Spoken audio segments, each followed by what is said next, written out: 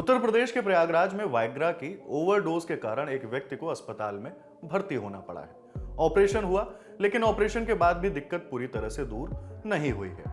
डॉक्टरों का कहना है कि इस दिक्कत के साथ ही अब इस व्यक्ति को पूरा जीवन बिताना पड़ेगा। आज तक के रिपोर्टर पंकज श्रीवास्तव की खबर के मुताबिक करीब 3 महीने पहले व्यक्ति की शादी हुई थी। शादी के बाद दोस्तों ने उसे सेक्स क्षमता बढ़ाने के लिए वाइग्रा लेने की सलाह दी।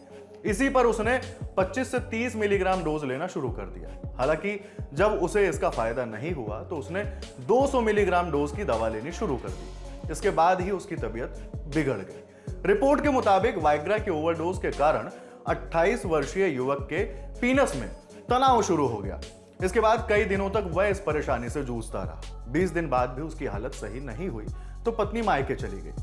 हालांकि युवक के परिवार वालों ने जब अनुरोध किया तो वो वापस लौटी, लेकिन पति को अस्पताल में भर्ती कराकर वो दोबारा मायके चली गई। प्रयागराज के मोतीलाल नेहरू मेडिकल कॉलेज में डॉक्टरों ने उस युवक की पेनाइल प्रोस्थेसिस सर्जरी की तो उसकी स्थिति ठीक हुई।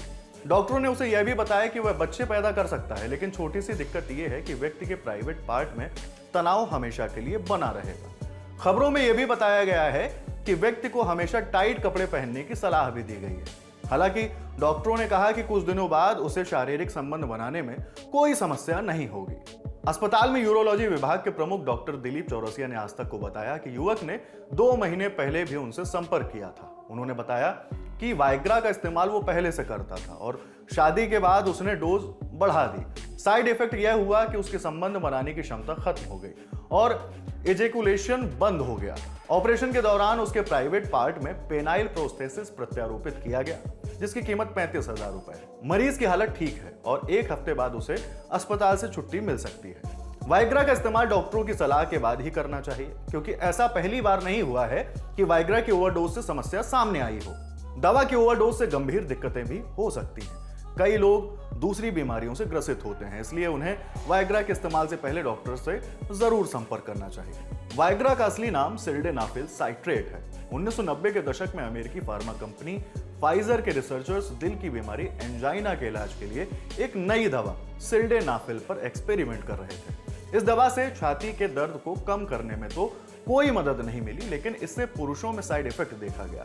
दवा खाने के बाद कई पुरुषों ने पेनाइल इरेक्शन की शिकायत की। रिसर्चर्स ने इस साइड इफेक्ट को स्टडी किया, जिसके बाद सामने आया वाइग्रा। इसे ब्लू पिल भी कहा जाता है। पुरुषों से मिले फीडबैक पर फाइजर ने काम किया और 1998 में यह दवा दुनिया के सामने आई। इसकी मदद से ब्लड सर्कुलेशन बढ़ाने में मदद मिलती है। इससे इरेक्टाइल डिस्फंक्शन के इलाज और सेक्स के दौरान क्षमता बढ़ाने में मदद मिलती है। हालांकि यह हर सेक्स समस्या का समाधान नहीं है, इसलिए वाइग्रा के इस्तेमाल से पहले अपनी दिक्कतों के बारे में डॉक्टर से सलाह जरूर ले लें। यह खबर आपके लिए लिखी है हमारे साथी साकेत ने। मैं हूं हिमांशु और कैमरे के पीछे हैं पंकज। देखते रहिए द लल्लन टॉक। शुक्रिया।